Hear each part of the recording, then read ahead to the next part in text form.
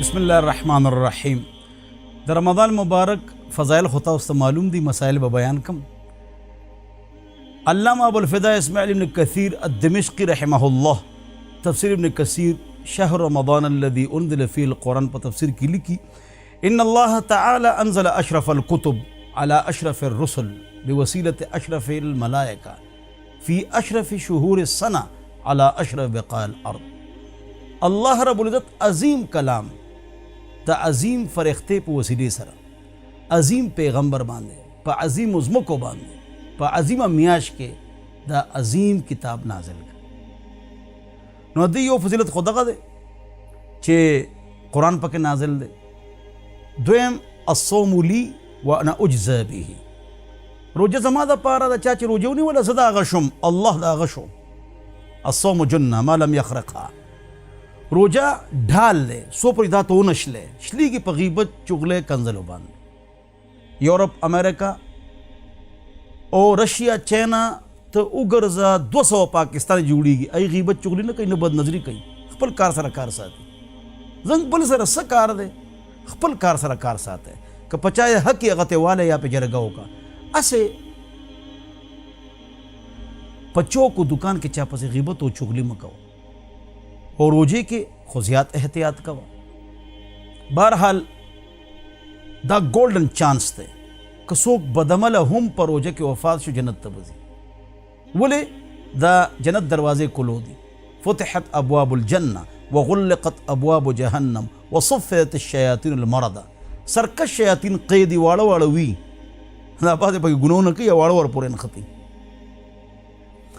कफ़ारा कल राजी शपेत रोजे چې کله په مستۍ سره یا قصدن ته روجه ماته کې خوراک سکاک یا ملاب درځې قصدن یا مستۍ سره وکې که قصدن نه وي په ایره د نه روجه ماته شوه په ایره وروړه دې وخوړه دا ماته نه ده.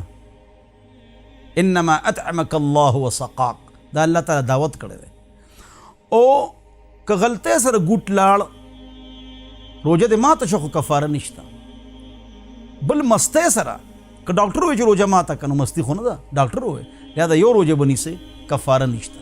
کفاره یو صورت کې راځي چې قصدن یا مستی سره د رزې ملاب خوراک یا اسکاک وکړي. شپېته روجې بنیسئ، پیسې به نه چلیږي، بیا و غریب روجې نیسي او مالدار و پیسې ورکوي. چې څوک د رمضان روجه نیولی شي به روجې نیسي د کفارې دم که ډېرې ماتې کړي په یو رمضان کې یو کفاره دې ادا کړي په ساړه کې خیر دی. دویمه خبره دا ده چې الټې ډېرې وشي روجه نه ماتېږي. ستن ووایې روجه نه ماتېږي، چاہے د رګي یا د غوښې ډرپ چلاو کې روجه نه ماتېږي. سترو کې دوایي یا رانجه واچوې روجه نه ماتېږي. غوږ کې دوایي واچوې یو بل اړی شي روجه نه ماتېږي. پوزه کې ماتېږي. غاښ سورې کې کار پکې وکې یا کور ورته واچوې یا معمولی اپریشن وکې یا وینه چاله ورکې ځان ته وینه چړو کې یا ډرپ چړو کې د ټولو سره روجه نه ماتېږي. ګل بوی کې عطر بوی کې اسې لوګې پوزې ته لاړ اسې پکس به بوی نه بیا روجه ماتېږي. او دغه شان سار را پاسې دی نه یې سار مونځ کړی نه یې پېشمنۍ کړې د غسل در باندې فرض دی، روجه برقرار ده، روجه نه خرابېږي. غلام به غلغړۍ او پوزه مه تراوه، دا مه کوه، صرف خوله او پوزه کې اوبه واچوه. مونځ وکړه روجه دې ټیک ده. د ورځې ودې چې را پاسې تا باندې غسل اوړېدلی پوه نه شوې روجه ماته نه ده، روجه برقرار ده. د روجې تعلق سایرن سره یا اذان سره نه دی.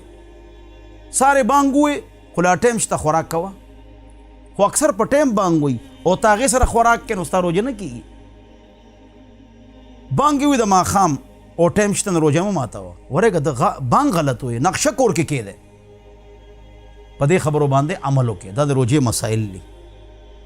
زخمی شوې وینه ووته روجه نه ماتېږي. دغه شان چې تا ډرپ چړو که د رګ نو دې سره هم روجه نه ماتېږي، خو که د طاقت ووایې نه بیا روجه ماتېږي. دا د روجې مسایل دي.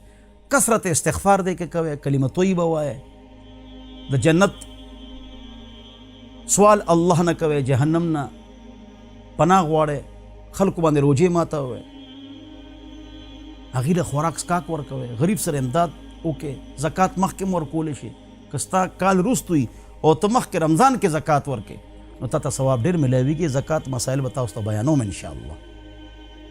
نو دا د رمضان مبارک مسایل دي. که تاسو ته څه سوال وي بیا هغه تاسو کولی شئ 0311 444 0006. والسلام.